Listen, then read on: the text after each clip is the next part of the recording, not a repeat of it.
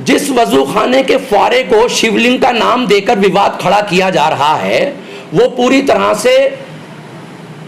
तरह से निराधार और झूठ पर मनगढ़ंत है। आपका कहने का मतलब वो फुवारा है? फुआरा है, और इस तरह के फुआरे जिसको वो शिवलिंग का नाम दे रहे हैं पूरे हिंदुस्तान में तमाम बड़ी बड़ी इमारतों में मौजूद हैं। यहां तक के पार्लियामेंट हाउस और राष्ट्रपति भवन में भी उस तरह के फुआरे मिल जाएंगे और हैं।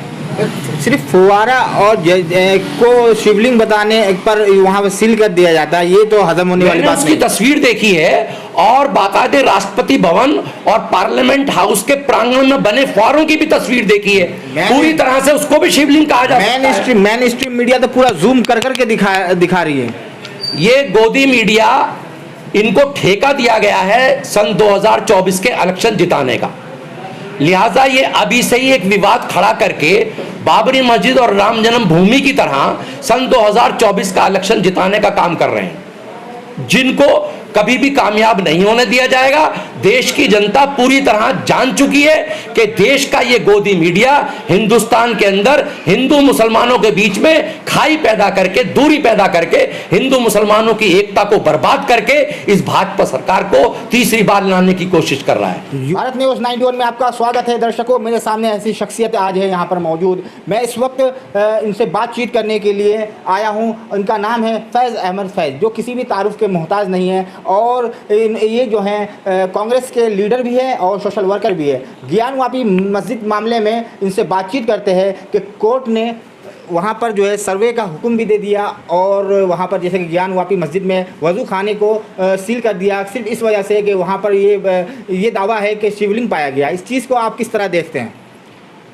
आपके सवाल से पहले मैं थोड़ा सा इतिहास पर रोशनी डालना चाहूँगा कि काशी विश्वनाथ मंदिर का निर्माण शहंशाह अकबर के वित्त मंत्री राजा टोडरमल ने सन 1585 में अपने आध्यात्मिक गुरु और सलाहकार दक्षिण भारत के एक बहुत बड़े विद्वान नारायण भट्ट के निर्देश और इच्छा के अनुसार अपने बादशाह अकबर के आदेश लेकर किया था। यानी इस मस्जिद और मंदिर से औरंगज़ेब का कोई लेना देना नहीं है। इसका निर्माण 1585 में हो चुका था, जबकि औरंगज़ेब इससे 100 साल बाद आए हैं। और एक बहुत बड़े इतिहासकार डॉक्टर विशंबरनाथ पांडे अपनी किताब Indian culture and Mughal heritage में, और एक साउथ के बहुत बड़े इतिहासकार पद्मना भैया सीतारमैया की किताब फेदर्स एंड स्टोन्स में लिखते हैं कि सन 1687 या 88 में अकबर अपने गवर्नर्स और सूबेदारों के साथ जब काशी विश्वनाथ के आसपास किसी दौरे पर आए तो उनके साथ तमाम सूबेदारों ने काशी विश्वनाथ मंदिर के दर्शन की इच्छा जताई और वो अपनी फैमिलियों के साथ काशी विश्वनाथ मंदिर के दर्शन के लिए वहाँ पर हाजिर हुए। लेकिन सबसे बड़ी इसमें दुख की बात यह है कि एक कच्छ की रानी वहाँ पर अपहरण कर ली जाती है, लेकिन मुखबिरों की खबर के आधार पर जब काशी विश्वनाथ मंदिर के तहखानों की तलाशी ली गई तो वहाँ पर वो रानी बहुत ही बुरी अवस्था में पाई गई, जिसके साथ बलात्कार और लूटमार की गई थी। बादशाह औरंगज़ेब को इस बात को लेकर बहुत गुस्सा आया कि जिस जगह पर बलात्कार और डकैतियाँ डाली जाती हों वो किसी भी सूरत में मंदिर नहीं हो सकता, और औरंगज़ेब ने उस मंदिर को ढाने के आदेश पारित कर दिए। लेकिन इसमें सबसे बड़ी अहम बात यह है कि कच्छ की रानी कोई और नहीं बल्कि आमेर के राजा ही कच्छ के राजा थे, और आमेर के राजा जय सिंह को आदेश दिया गया और उनकी देख रेख में वो मंदिर तोड़ा गया। मगर रानी की इच्छा पर और उनकी फरियाद पर जब रानी ने ये कहा कि मेरे साथ दुर्व्यवहार करने वाला पापी मंदिर नहीं बल्कि मंदिर के अंदर रहने वाले वो पंडे हैं जिन्होंने मेरे साथ पाप किया है, सज़ा मंदिर को नहीं बल्कि पंडों को दी जानी चाहिए, तो फिर राजा जय सिंह ने उस मंदिर की तामीर दोबारा कराई और फिर उसके तकरीबन 125 साल बाद इंदौर की महारानी अहिल्याबाई ने इस मंदिर काशी विश्वनाथ की तामीर, इसका निर्माण दोबारा भव्य तरीके से कराया, जो आज भी मौजूद है। इससे ये बात पता चलती है कि ज्ञानवापी मस्जिद का इस मंदिर से कोई लेना देना नहीं है। ये मस्जिद अकबर के दौर में राजा टोडरमल के जरिए सन 1885 में बनाई गई थी, और ना इसको तोड़कर मस्जिद बनाई गई, ना मस्जिद को तोड़कर कभी मंदिर बनाया गया। फिर वजू खाने से ये शिवलिंग का पाए जाना और वहाँ पर पूरा वजू खाने को सील कर देना, ये क्या है? जिस वजू खाने के फुआरे को शिवलिंग का नाम देकर विवाद खड़ा किया जा रहा है, वो पूरी तरह से निराधार और झूठ पर मनगढ़ंत है। आपके कहने का मतलब वो फुआरा है, और इस तरह के फुआरे जिसको शिवलिंग का नाम दे रहे हैं पूरे हिंदुस्तान में तमाम बड़ी बड़ी इमारतों में मौजूद हैं। यहाँ तक कि पार्लियामेंट हाउस और राष्ट्रपति भवन में भी उस तरह के फुआरे मिल जाएंगे और हैं। सिर्फ फुवारा और को शिवलिंग बताने पर वहाँ पर सील कर दिया जाता है, ये तो हजम होने वाली बात उसकी तस्वीर देखी है, और बाकायदे राष्ट्रपति भवन और पार्लियामेंट हाउस के प्रांगण में बने फुआरों की भी तस्वीर देखी है। पूरी तरह से उसको भी शिवलिंग कहा जाता है। मेन स्ट्रीम मीडिया तो पूरा जूम कर करके दिखा रही है।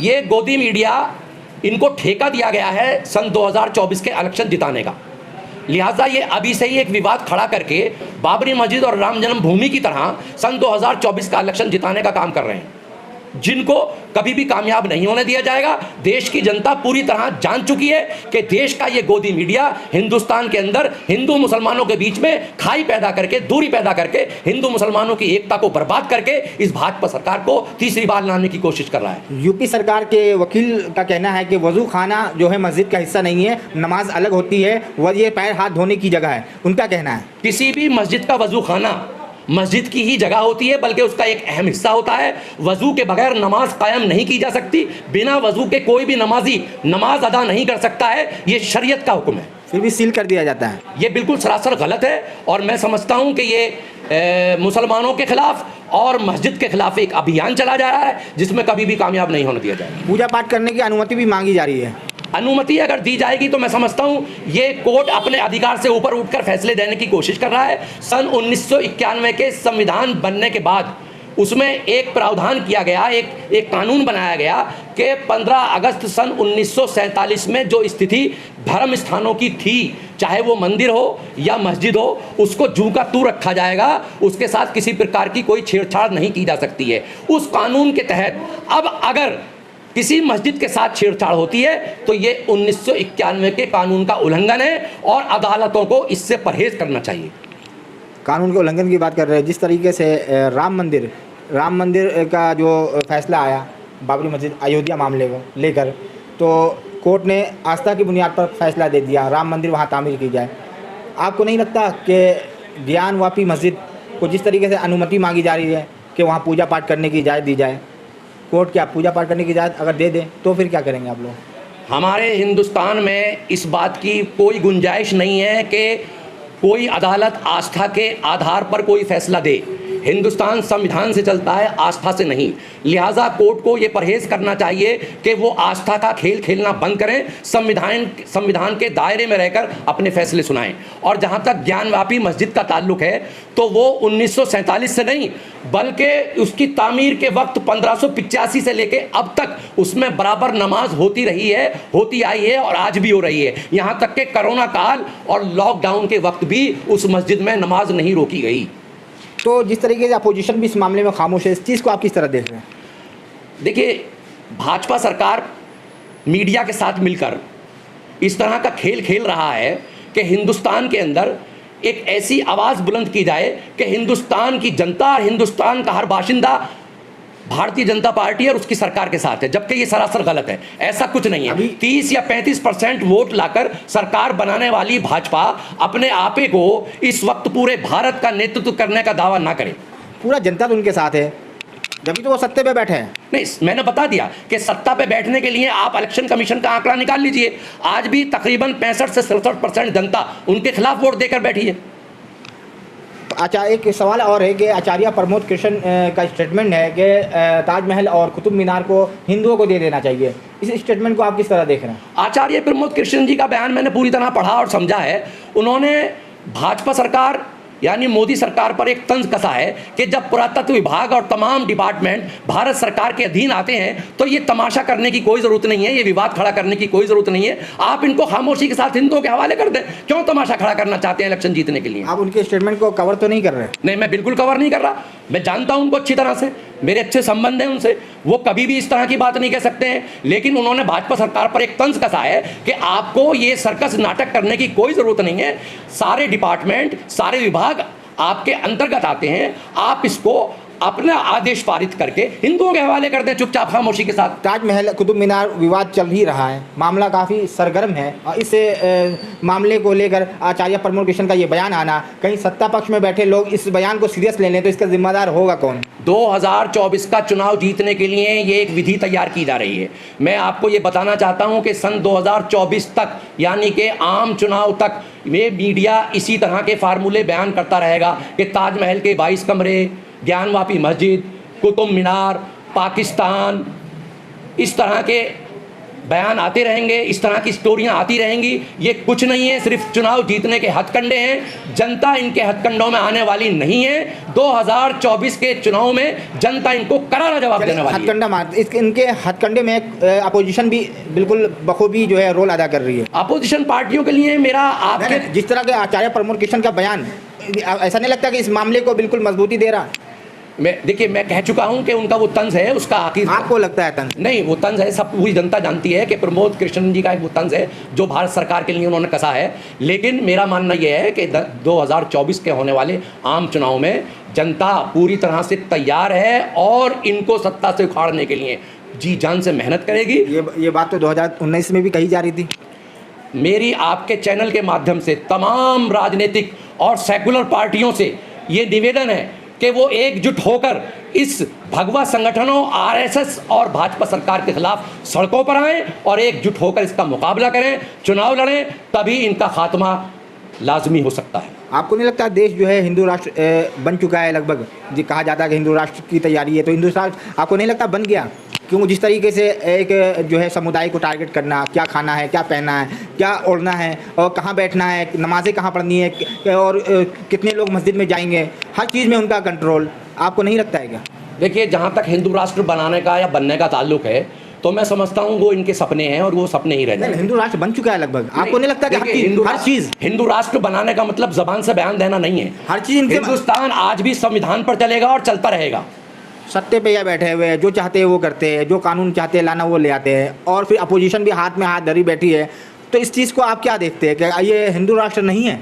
हिंदू राष्ट्र बनाने के लिए संविधान को बदलना पड़ेगा, जो पूरी तरह नामुमकिन है और उसको हमारे देश का हिंदू भी किसी भी सूरत में बर्दाश्त नहीं कर सकता है। यहाँ सैकड़ों साल से हिंदू, मुसलमान, सिख, ईसाई आपस में मिलजुल कर रहते आए हैं और रहते रहेंगे।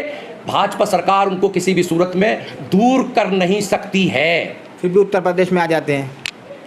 आने के लिए तो हमारे देश में भी अब दूसरी सरकार उनकी बन चुकी है।